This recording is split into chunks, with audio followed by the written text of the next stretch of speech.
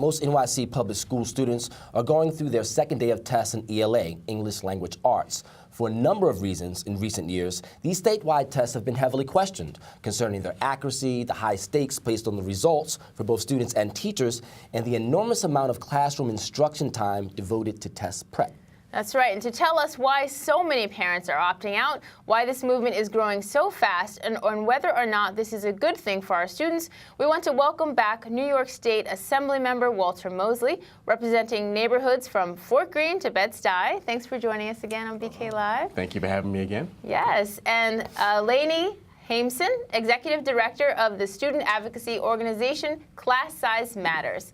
And with us for the first time, Naila Rosario, President of the Community Education Council for District 15.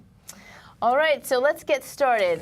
Opt out. Why are parents making this decision? Well, I think a lot of parents, and I'm a parent, I'm a public school parent, we want to make sure that our students, our scholars, are getting a proper and holistic scholastic experience. Obviously, we don't want to be teaching our scholars to the test.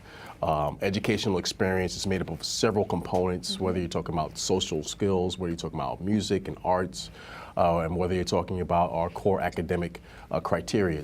But clearly, parents feel that given these new federal standards, that we are really concentrating too much from a pedagogical perspective on purely testing, and I can understand why. And I'm a parent, and I send my son to Saturday schools since first grade. And he's in the second grade now, and he's being prepped for testing, and as a result, we have to extend his academic calendar internally. So I totally empathize with parents and with the students, because clearly education is merely not just taking tests. It's about a whole host of components that make up the total student. Okay, come across the table. So Leonie, can you tell us how this recent emphasis on testing, how it relates to Common Core and No Child Left Behind? And will school districts sort of lose state or federal funding if large numbers of students opt out? And I know you have something to say about that as well, but let's get the conversation going.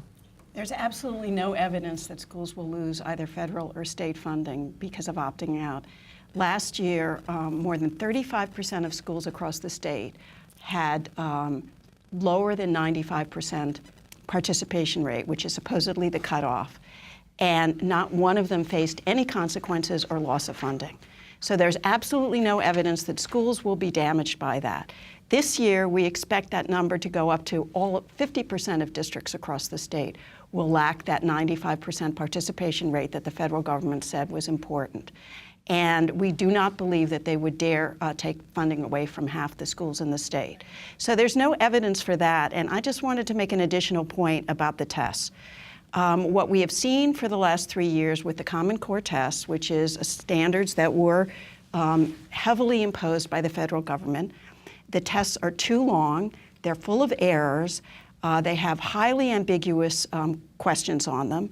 And yesterday's test, I heard from one teacher that the 6th grade exam had a reading passage that was at a university level. So they've increased the difficulty of the tests. They've made them too long. Right now, they're twice as long as the SATs. They're 3 times as long as the bar exam, and we're talking about young children. And people don't also trust the results of these tests because not only are they full of errors, but the cut scores were sent by our former commissioner to show that 2/3 of the kids across the state are failing and 2/3 in New York City.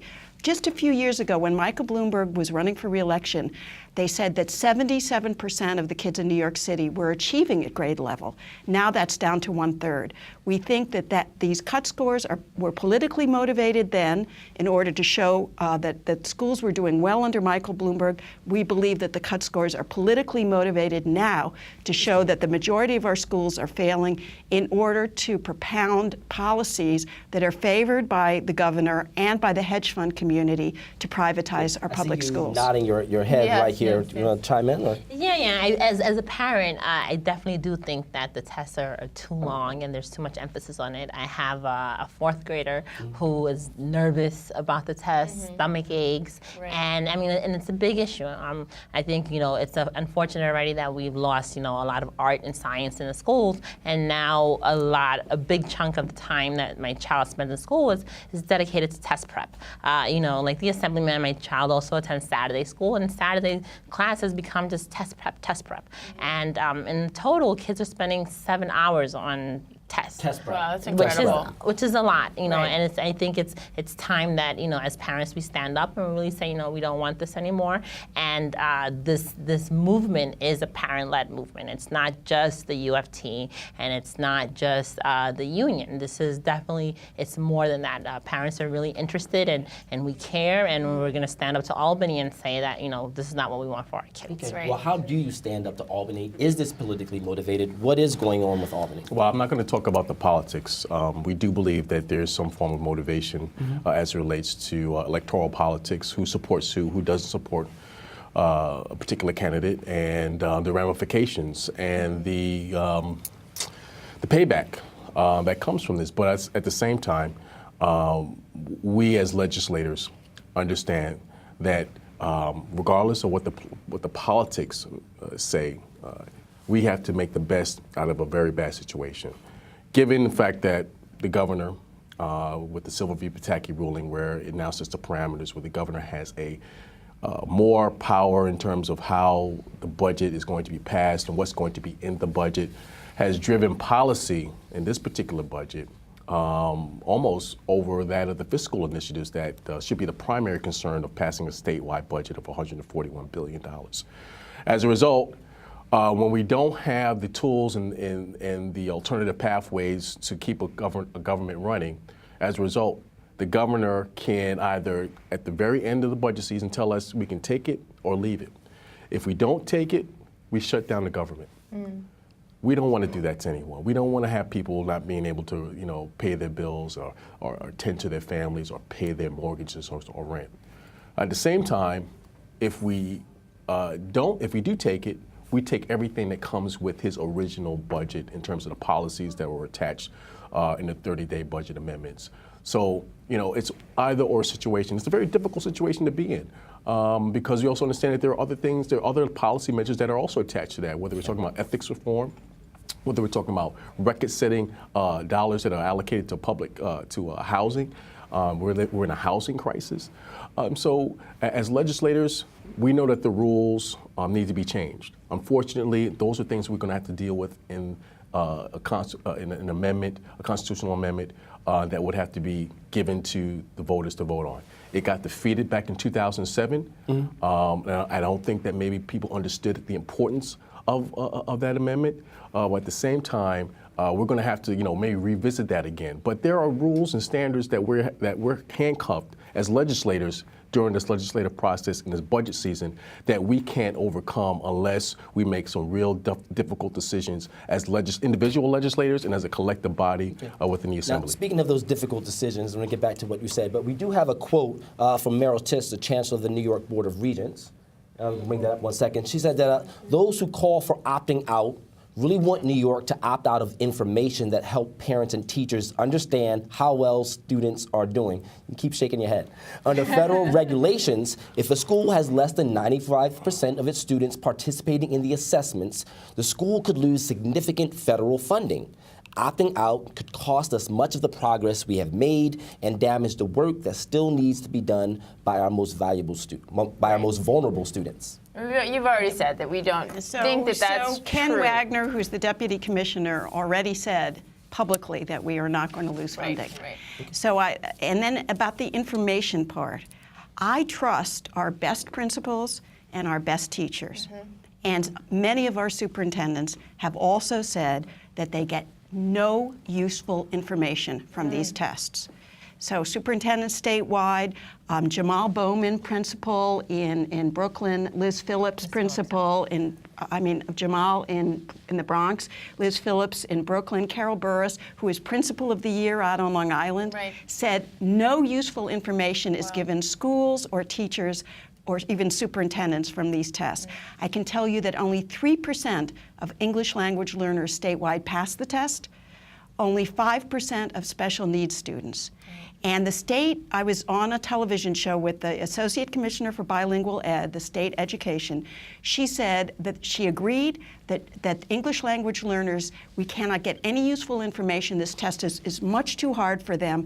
And they have asked an exemption from the federal government so that these students don't have to take that test for at least 2 years. And she wanted an exemption for 3 years. So you can see that this test is not giving us useful information, and there's no reason for kids to take it. So what's happening with the students that have made the choice, or the parents that have made the choice to opt out? I mean, are the students, is there a contingency plan for these students? You know, are they sitting at home now? Like, what's happening? So I think this is the part that, as the Community Education Council, we've been advocating. I think parents need to know their rights, need to know, what they can do. It's your choice to opt out as a parent. You have that right. And statements that Ms. Tish is making, it's confusing for parents and it's misleading. I know that our district 15, we, the CEC, we sent an email out to all the PTAs and everyone on our list, letting them know they can download and applicate a form. They can print out the letter and submit it to the principal directly, and the principal by law has to accept this and accommodate the students. I know that in a lot of our schools, the kids were able to come in and they were given a book and they sat in the auditorium, and in some cases they had instructors for that time with them. So we definitely want parents to know their rights and to know that it's your choice to opt in or out, and that shouldn't be violated. Yeah. Do you find that there's a district in Brooklyn where more students are opting out? Is it the wealthier neighborhoods where where parents are more informed and are making that choice? Well, it's a little, so District 15 covers Park Slope, Cobble Hill, Sunset Park, Red Hook. And some of these areas obviously are more affluent and parents are more informed. But what we did and we were able to do successfully is throughout the entire district, give the same information to everyone. And I know there's movements of parents all over the city that have been actually getting the information out. We were phone banking actually this weekend, and letting people know that this is your choice. You can do this. If you don't, if you don't want your child to take the test, you have the right to say no. The principal can't refuse it. They have to accommodate your child. So we're trying to change that. I think it's we empower parents by informing them. So that's what we're trying to do. Piggyback on what you were just saying, a question from our producer. It says, if only a rather small portion of students opt out, who are they and what does that do to the overall test scores? You mentioned parents in District 15. There's also in the city, District 1, 2, and 3. Very empowered, and they're sort of leading the opt-out charge. So what happens to the opt-out movement if the better scoring students opt out? How valid are the results? And that's the part I think that for a lot of people in the city, we're trying to, it's sort of like a learning thing. We're going to find out what happens. I think this is the first time that parents have actually organized and informed and really been involved in the movement and informing other parents that, it's your right to opt out. But from what I've read and what I've known, and Leonie, you could correct me if I'm wrong, is it shouldn't have impact on what the funds that they get from federal, whether it's federal funds or anything. And the scores also, they don't impact if your child gets promoted or not. I know that in our district, there's portfolios that are being set up, and the superintendent and the principals would, they're going to evaluate these students. And in the past, we have schools where kids have opted out and they were still able to go on to the next grade. The only challenge, and I think this is where it becomes a system problem, is when kids are going into middle school.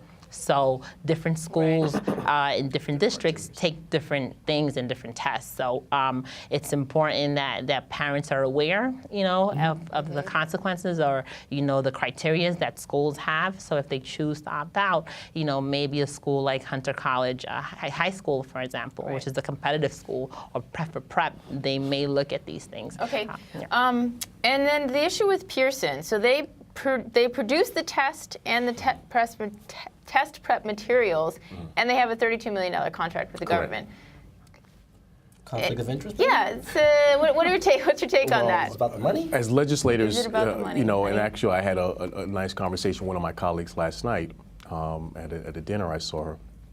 And in the policy that was passed by the legislators, we gave a lot of autonomy to state education department and to the Board of Regents, because we as legislators, as good intention as we are as individuals, and some of us are former teachers, myself included, we're not experts. Right. We appoint experts to serve in the Board of Regents, people who are well attuned and who have a full grasp of the issue. Our job is to make sure that the Board of Regents has the ability to do what has been set in the legislature as it relates to this policy initiative. So that you're talking about, the Pearsons, the folks who are in charge of putting these tests together. These are individuals to us that need to have the level of scrutiny that any of us as public elected officials need to have. We have to question them. Experts that we're going to have to reach out to question these exams and whether or not they are fit to measure the advancements, the academic advancements of our children. Ultimately, that's the bottom goal. When I look at my son's report card, I want to see where is he advancing, where he's not advancing, and then me as a parent, a responsible parent, an informed parent, what do I need to do to supplement what he needs to do in order to improve as a student? Clearly, a test is not going to do that. A sole test is not going to do that. But at the same time, I understand that there is importance into testing. There's reasons why we take tests to go into some of our most prestigious middle schools and high schools. And even that can be questioned because of this disparity of Black and brown children who are not finding their way into Stuyvesant's and Brooklyn Techs and Bronx Sciences of the world. So there's always been issues of testing. Now it's just unfortunately matriculated to our largest segment, and that's our middle school students and lower school students who are now being impacted by this testing criteria. Okay. And we have just a few more seconds left. I Last want to words? talk about Pearson. Yes, please. What's your opinion on that? So Pearson has shown itself to be incapable of doing good tests. We broke the story of the pineapple question a few years ago, which was a ridiculous question with no good answers that had been given for 6 years in different states by Pearson. The contract was just extended with Pearson for another year for the state tests. And teachers and principals tell us that the questions are incomprehensible and often they have no idea what the right answer is. Right now, Pearson put an ad up asking for people to write items for their tests, and it says a bachelor's degree preferred. So here we have people saying which of our kids are going to be college career ready based on a test where questions are being written by people who haven't even gone to college. Right. Okay. And there lies the conundrum. Exactly. I think I actually have more questions now than when we started the conversation, but you're nodding your head in agreement, so that's sort of where we're at. So we'll have this conversation very again. good We look forward to having you back. Are your Thank kids you all taking for the the test? important work that you do. My son is not old. He's second grade. My okay. daughter is. All right, next year. And I don't have Maybe any kids, so. Hopefully by the time you have kids, the whole thing will have been Resolved.